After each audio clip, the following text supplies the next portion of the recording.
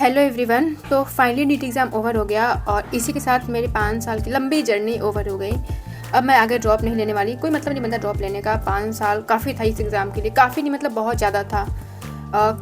सबसे ज़्यादा डिप्रेशन यही सोच का होता है कि मैंने 5 साल दे दिए इस पेपर मतलब इस एग्ज़ाम के लिए और फिर कोई रिजल्ट नहीं निकला एंड में। तो मुझे ये चीज़ पहले एक्सेप्ट कर लेना चाहिए था, जिससे मैंने काफ़ी देर लगा दी।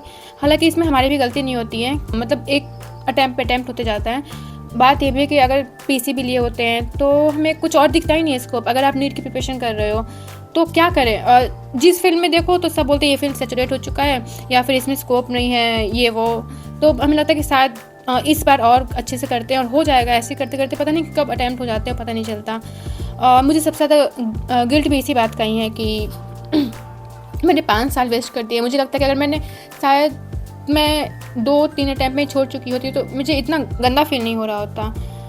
तो ठीक है, ये चीज़ को एक्सेप्ट करना होगा। अब मैं जो भी करूँगी तो मैंने ये चीज़ से ये भी सीखा कि कभी कभी हमें चीज़ों को जाने देना चाहिए। उसे बांध के बहुत दिन तक रखना शायद आपका मेंटल हेल्थ, फिजिकल हेल्थ और आपका टाइम तीनों वेस्ट कर रहा होता है। तो आई नो मैंने काफ़ी लेट कर दी, बट ठीक है, मैंने अपना जितना देना था मैंने दिया। पता नहीं मैंने अपना बेस्ट दिया या फिर नहीं। किसी अटैम्प्ट में मैंने अपना बेस्ट दिया है, किसी में नहीं दिया है, बट ठीक है जो हुआ सो। कभी कभी लगता है कि कहाँ मैं डॉक्टर के नाम के प्रीफिक्स लगाने आई थी और कहाँ यहाँ फेलियर का टैग लग गया सबके सामने, पेरेंट्स के सामने। और यही एक ऐसा टाइम होता है ना कि सबका रियल फेस दिखता है। हालांकि नीट के इतने लंबे टाइम में ऑलरेडी पता चल चुका होता है कि कौन आपके साथ हैं और कौन नहीं, क्योंकि जब आप फेल होते हो तो दुनिया का असली चेहरा दिखता है। और रिलेटिव का तो खास करके कि मजाक उड़ाना या फिर ताने देना पेरेंट्स को कि फालतू पैसा वेस्ट कर रहे हो। और मुझे बस एक बात समझ नहीं आती यार कि पेरेंट्स को इतना प्रॉब्लम नहीं होता तुम्हें पढ़ाने से, तुम्हारे मतलब तुम्हारा टाइम जा रहा है, तुम्हारा एज जा रहा है, उससे तुम्हारे पेरेंट्स को प्रॉब्लम नहीं हो रहा, बट ये रिलेटिव को क्यों प्रॉब्लम होता है। मतलब मेरे रिलेटिव बहुत सारे लोगों के पास फ़ोन आ चुका है कि अरे इस टाइम पे नहीं हुआ, बहुत सारा साल वेस्ट कर दी, ये कर लेती वो कर लेती। और आधे से ज़्यादा तो अब ये बोल रहे कि अब शादी कर दो, अच्छा लड़का ढूंढ के, क्या फालतू है, क्या बकवास है, मतलब फालतू में पैसा वेस्ट कर रहे हो। क्यों उनको इतना चुल मची है? ना उनका एज, ना उनका टाइम, ना उनका मेंटल है, कुछ भी नहीं है। बस वो मेरे से किसी भी तरह जुड़े हुए हैं, बस इस नाते वो मुझे फालतू के सजेशन दे रहे हैं कि ये कर देना चाहिए था। और खासकर मेरे पेरेंट्स को देखो, इस टाइम जब आप फेल होते हो तो आपके पेरेंट्स ऑलरेडी बहुत ज़्यादा डिस्टर्ब होते हैं आपके साथ साथ। और जब रिलेटिव उस पर ये होता है ना कि जले पर नमक छिड़कने का काम करते हैं, तो पता नहीं क्यों ऐसा करते हैं। मतलब मुझे बहुत गुस्सा आता है ऐसे लोगों से। और सच बताऊं तो मैं मिलना नहीं चाहती अपने रिलेटिव वगैरह किसी से भी नहीं। 2-3 साल से मैं मिलूँ भी नहीं हुआ, मैं मिलना नहीं चाहती, क्योंकि मुझे पता है जैसे ही मिलूंगी सबसे पहले वो जानते हैं कि मेरा नीट नहीं हुआ और मेरा एज क्या हो चुका है और फिर क्या नहीं। उसके बाद भी वो पूछेंगे जान मुझे कि क्या हुआ, बस तुम्हें ये दिखाने के लिए कि तुम नहीं कर पाई। तो इसीलिए मैं नहीं मिलना चाहती किसी से जब तक मैं सक्सेसफुल ना हो जाऊँ। तो मैं चाहती हूँ कि मैं अब जिस फील्ड में रहूँ, आई नो मुझे उस फील्ड में एटलीस्ट 3-4 साल तो देने ही पड़ेंगे अगर मैं किसी चीज़ में भी प्रिपरेशन करती हूँ या फिर किसी चीज़ की तैयारी भी करती हूँ। तो मैं अब चाहती हूँ सीधे उनसे उसी टाइम मिलूँ जब मैं कुछ बन जाऊँ, ताकि मैं उन आँख में आँख मिला के बात कर सकूँ, मुझे आँख नहीं चुराना पड़े। या क्योंकि आई नो ऐसा मैंने कुछ काम नहीं किया है जिससे मुझे नज़र चुराना पड़े, बट जब आप किसी चीज़ में इतनी बार फेल हो चुके होते हो तो आपके पास देने के लिए कोई आंसर नहीं होता है। और इवन जब आपके पेरेंट्स तक नहीं कुछ बोल रहे होते, वो भी आपको ही बोलते कि तुम फेल हो गई, तो फिर वो सही ही बोल रहे हो, तो आप क्या अपनी तरफ से दूसरे को बोलोगे। तो इसलिए मैं नहीं चाहती हूँ मिलना, बट ठीक है। मैंने इस जर्नी में बहुत कुछ खोया भी है तो बहुत कुछ सीखा भी है। सबसे गंदा फील होता है कि इतने सारे मैंने ड्रॉप ले लिए, मेरे टाइम वेस्ट हो गए और बहुत ज़्यादा फिज़िकल हेल्थ ख़राब हुआ और मेंटल हेल्थ भी। मेंटल हेल्थ तो ठीक हो जाएगा, फिज़िकल हेल्थ तो बहुत ज़्यादा ख़राब हुआ है। और बहुत सारी चीज़ें हैं जो बदल गई दुनिया, मतलब जिस तरह से लोगों का देखने का नज़रिया तुम्हारे तरफ, तुम्हारे पेरेंट्स को देखने का नज़रिया, मतलब उन्हें अब मैं कुछ भी बोलती हूँ कि मैं ये करूँगी वो करूँगी तो उन्हें भरोसा नहीं होता है। और मतलब वो सीधे ही बोलते हैं कि जब तुम इतना साल इसमें ये नहीं कर पाई, मतलब इतना साल देने के बाद नीट नहीं कर पाई तो क्या ही करोगे, बस पैसा ही वेस्ट हो रहा है और कुछ नहीं। बहुत बार पेरेंट्स बोल भी देते हैं, बट हाँ उनकी कोई गलती नहीं है। जिसको उम्मीद रहता है तुमसे, अगर तुम उन्हें डिसपॉइंट कर दो तो तुम्हें बोलेंगे ही। और दूसरों का क्या बोले जब यहाँ खुद को ही सेल्फ डाउट होता है कि यार आगे मैं अब जो चीज़ करूँगी उसमें हो भी पाएगा या नहीं। तो खुद को सेल्फ डाउट होता है। और खास करके अगर तुम एवरेज स्टूडेंट रहे हो, तुम्हारे पास कोई ऐसा अचीवमेंट नहीं है जिसे देखे तुम्हें मोटिवेशन फील हो कि मैंने कभी तो ये चीज़ अचीव किया था ना इतना मेहनत करके, तो ठीक है मैं फिर से करूँगी तो कुछ ना कुछ तो कर ही लूँगी। तो तुम्हारे पास अगर कोई भी ऐसा अचीवमेंट ना हो तो ज़्यादा डिप्रेसिंग फील होता है, तो ज़्यादा लगता है कि शायद मैं कर भी पाऊँगी या नहीं।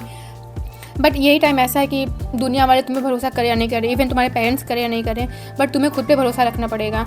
और मैं बस इतना खुद से प्रॉमिस की हूँ कि मैं अब जिस फील्ड में भी जाऊँगी वो फील्ड में सबसे पहले तो इसलिए मैं वो फील्ड नहीं चुनूँगी कि मेरे रिलेटिव को मुझे दिखाना है या फिर मुझे किसी को प्रूफ करना है। मैं वो इसलिए करूँगी ताकि वो मुझे पसंद हो और मैं उसमें अपना बेस्ट दूँगी। और सबसे बड़ी दिक्कत तब होती है ना यार, अगर तुम्हारा फैमिली बैकग्राउंड भी फाइनेंशियली बहुत ज़्यादा स्ट्रॉन्ग नहीं है तो तुम कोई भी चीज़ करने से पहले 1000 बार तुम्हें सोचना पड़ेगा।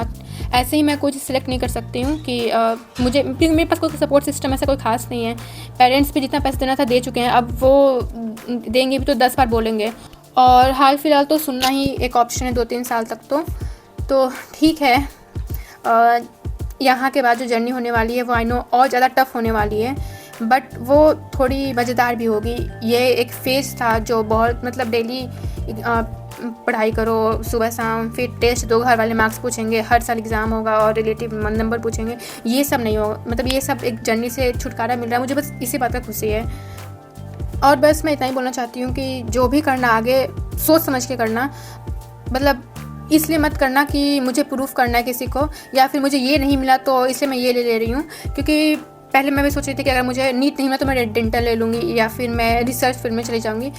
फिर मुझे लगा कि मैं वही काम कर रही हूँ फिर से कि एक तरह का एक सब्स्टिट्यूट है कि ये नहीं तो ये कर लेंगे, ये नहीं तो ये कर लेंगे, बस इसमें बल्कि तुम्हारा खुद का मन है या नहीं, तुम खुद करना चाहती हो नहीं तुम उसमें क्योंकि अगर आप खुद के मन से वो चीज़ नहीं करते, बस इसलिए करते हैं कि ये नहीं मिला इसलिए मैं इसके जगह ये कर रही हूँ, तो मुझे नहीं लगता कि ये चीज़ में आप बहुत ज़्यादा एक्सेल कर पाएंगे। आप बस एक एवरेज इंसान बन के रह जाएंगे। मैं बस नीट का सब्स्टिट्यूट ये रख लूँ और फिर बाद में पछताऊँ, क्योंकि नीट तो फिर भी एक कॉम्पिटिशन एग्ज़ाम था जो आप छोड़ सकते हो 1 साल 2 साल तैयारी करके, लेकिन ये सब जो जर्नी है आगे जाने वाली वो आपकी पूरी फ्यूचर डिसाइड करेगा।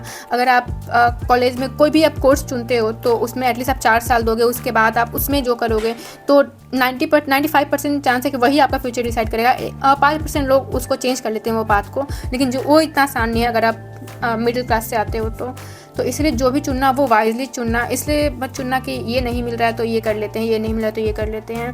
हाँ ये होगा अभी कि सुनना पड़ेगा बहुत सारी चीज़ें अगर तुम अलग चीज़ चूज़ कर रहे हो तो घर वालों से हर जगह से, लेकिन 3-4 साल सुन लेना ज़्यादा बेटर है जीवन भर मतलब एक गिल्ट में रहना कि यार काश उस समय कुछ और कर लिए होते या जो पसंद था वो कर लिए होते हैं। और एक बात और कि अगर तुम ड्रॉप ले रहे हो तो सोच समझ के लेना। मेरी तरह गलती मत करना कि मल्टीपल ड्रॉप लेते चले गए ये सोच के मल्टीपल ड्रॉप लेते चले यार अगले टाइम में हो जाएगा, नहीं इसमें तो अगले टाइम में कर लेंगे। और देखना तुमने इस टाइम में क्या गलतियाँ की और ये भी देखना कि उस टाइम में वो गलतियाँ करने के कितने % चांसेस हैं। क्योंकि जब अपन एक अटैम्प्ट में पूरे साल भर ओवर थिंकिंग कर रहे होते तो हमें लगता है कि नहीं इस अटैम्प्ट में हमने ऐसे इस तरह से मतलब अटैम्प्ट खराब कर दिया तो अगले टाइम में ये नहीं करेंगे, या फिर एक अटैम्प्ट में अपन टेस्ट नहीं देते हैं तो लगता है कि अगले टाइम में टेस्ट देंगे स्टार्टिंग से, बट ऐसा होता नहीं है। क्योंकि हम तो वही होते हैं ना यार, हम बस स्टार्टिंग में खुद को थोड़ा सा सेल्फ मोटिवेट कर लें, लेकिन रियल में हम अंदर से थोड़ी बदले होते हैं तो बहुत ज़्यादा चांस होता है 90% के वही गलती करते हैं। तो वो मत करना, सोच समझ के अटैम्प्ट लेना, ना कि किसी टीचर या भैया दीदी का सुनकर या फिर किसी भी इंसान का सुनकर। और मल्टीपल ड्रॉप से प्लीज़ बचना। अगर तुम्हारा फर्स्ट अटैम्प्ट हो तो कर लेना पहले अटैम्प्ट में। मल्टीपल ड्रॉप कब 5 बन जाता है पता नहीं चलता। मतलब मैं पहले क्या सोचती थी दूसरों को देखकर, यार इनका 4 अटैम्प्ट कैसे होता है, इनका 5 अटैम्प्ट कैसे होता है, मतलब इंसान तो करने के लिए 1 ही अटैम्प्ट में कर सकता है। मतलब मुझे ऐसा लगता था कि चलो 3 अटैम्प्ट में तो हो ही जाना चाहिए, 1 अटैम्प्ट में फिजिक्स पढ़ लिया, केमिस्ट्री, एक में बायो, बट ऐसा नहीं होता। जितना ज़्यादा अटैम्प्ट होते जाता है ना उतना ज़्यादा आपका मतलब सिलेक्शन होने का परसेंटेज कम होते जाता है। तो आप जो नए पढ़े होते हैं ना उससे आपको उसमें ज़्यादा इंटरेस्ट आ रहा होता है तो आप उसमें ज़्यादा अच्छा कर सकते हो। तो इसीलिए मल्टीपल अटैम्प्ट से बचना। और बाकी आगे मैं क्या करती हूँ मैं वीडियो पर बताऊँगी। तो ठीक है, तब तक के लिए आराम से रहो। अभी एग्ज़ाम ख़त्म हुआ है तो आराम करो थोड़ा, और जो भी टॉक्सिक लोग हैं उनसे थोड़ा कम मिलो और शांति से रहो।